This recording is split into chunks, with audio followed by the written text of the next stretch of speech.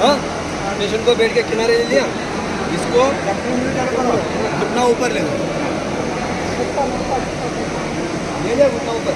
उसके बाद ये अंदर से हाथ बाहर ले, उसके बाद ये पैर जितना आप ऊपर ले सकते हो उतना ऊपर ले लिया। उसके बाद इस पैर को आप अंदर की बाजू ढकेलो, अंदर की बाजू ढकेलने के बाद इधर कमर पे से हाथ, उसके बाद ये पैर बाहर की बाजू निकालो, हाँ, और बाहर की बाजू निकालने के बाद इसको नीचे डालो। सर नीचे क्या हाथ रखना है? साइड हाथ रखना नीचे, हाँ, हाथ रखना है नीचे। हाँ, कमर के नीचे हाथ रखना। ऐसे सर एक्सरसाइज करताना हा गोळा दुखतो मला. एक सांगतो ना. लगेच रडत पण तिकडे बघ, तिकडे सर तिकडे नाही.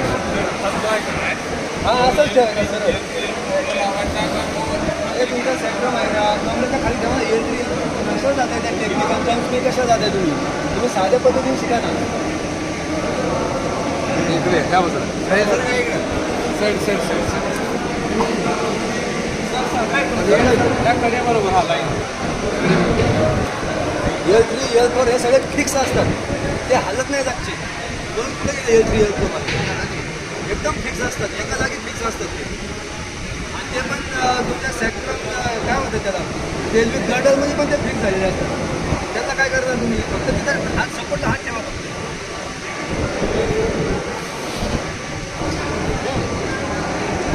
थोडंसं आत सरते बेडच्या कडेला घ्या पेशंट. बेडच्या कडेला पेशंट घेतला, गुडघावरती घ्यायचा. गुडघावरती घेतल्यानंतर आतल्या बाजूने हात टाका, बाहेरच्या बाजूला काढा.